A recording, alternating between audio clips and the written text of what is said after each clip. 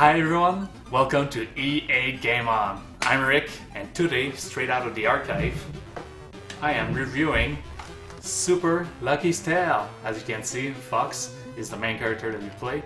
And before I talk about this game, I just want to say that the fox is a really big part of our family because my father-in-law had a fox coming in his backyard, and every night he was giving food to this fox until one day the fox decided to go across the street and got hit by a car.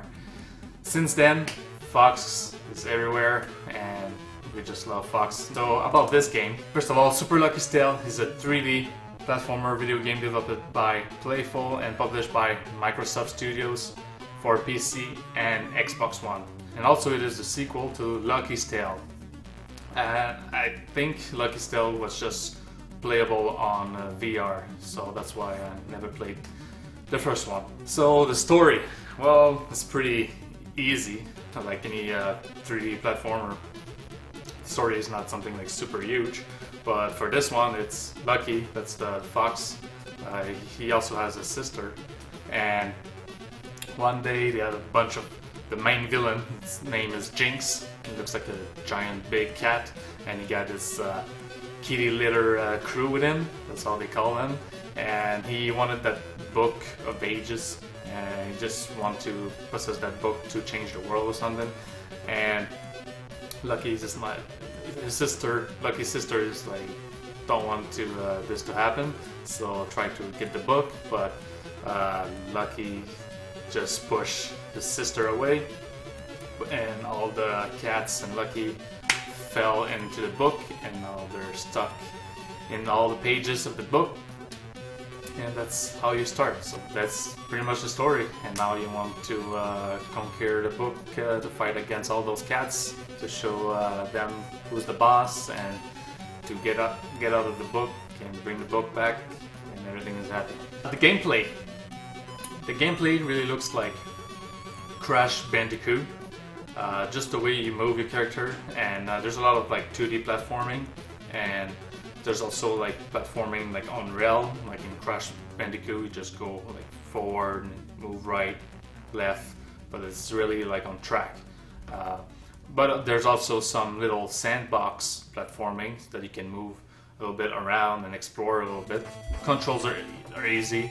You just have like one button for jump, and if you press again in the air you will jump, do a little jump, and there's one attack is to flick your tail around you and to hit enemies with your tail. You can also dig underground and move on the ground where it's just dirt, and to find like coins or treasures and stuff like that.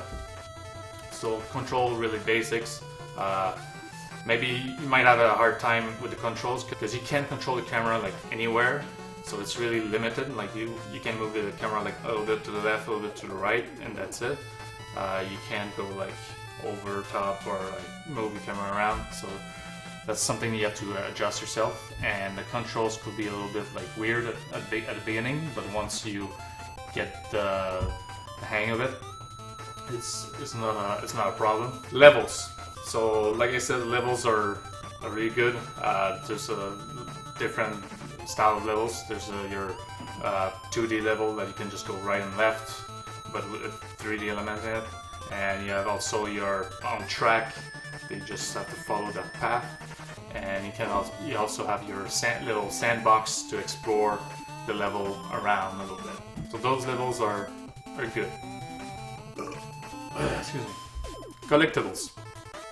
So for the collectibles, in each level you can find 4 like clover leaf. Those you'll be able to unlock the door for the boss at the end of the world that you're playing.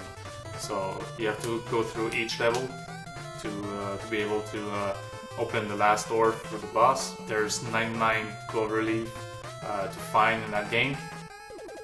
And also for collectibles there's coins. It's kind of like a Mario thing too. The more coins you get more life basically for your character.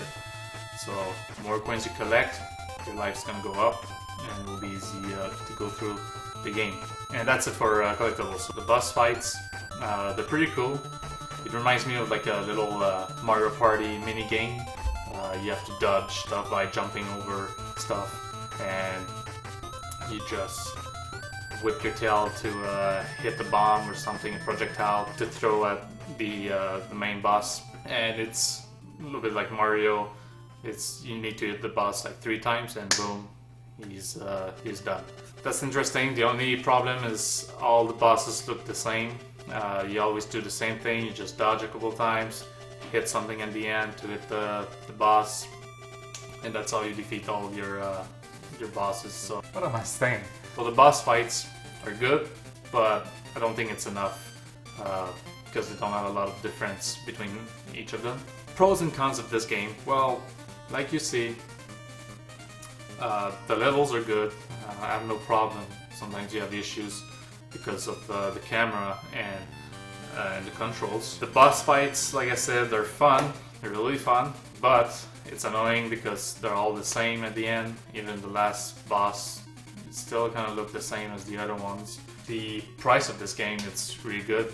It's $30, I think, in Canada, and I think I paid mine was on sale before during Black Friday or after Black Friday, whatever, for like 25 bucks, something like that. So cons, like the game is really short. You just have like 4 world basically with a bunch of levels in it, and so we get like 4 bosses. But for that price, I think it's not too bad. Like $25 for a little game, a little platformer game like this. Like I said, the cons, like the camera angle is sometimes could be really annoying because you can't move it like the way you want to, and the controls can feel a little bit like clunky.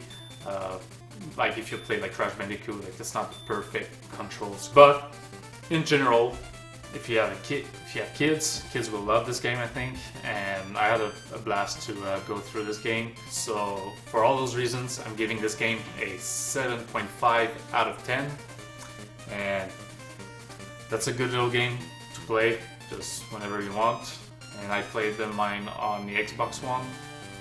So, oh, and also you can play 4K Ultra HD on your TV if you have a 4K TV, but who cares? Like, it's a little like cartoon character, like you don't see any difference. So it doesn't matter if you just have a 1080p HD TV, that'll do the job too. So if you like my video, don't forget to subscribe to my channel, EA GameOn. You can follow me on Facebook, Twitter, Instagram, same name, EA GameOn. And also, I just started a podcast on SoundCloud. Link is going to be right below. And same thing, EA GameOn. And you can listen to those videos that I'm doing if you don't want to watch it on YouTube. At least you can listen to SoundCloud. And I'm going to do some podcasts too, just on SoundCloud and not on YouTube. Stuff that I don't have time to record on video, that I'm just going to do an audio of it. So with all that, keep playing hard.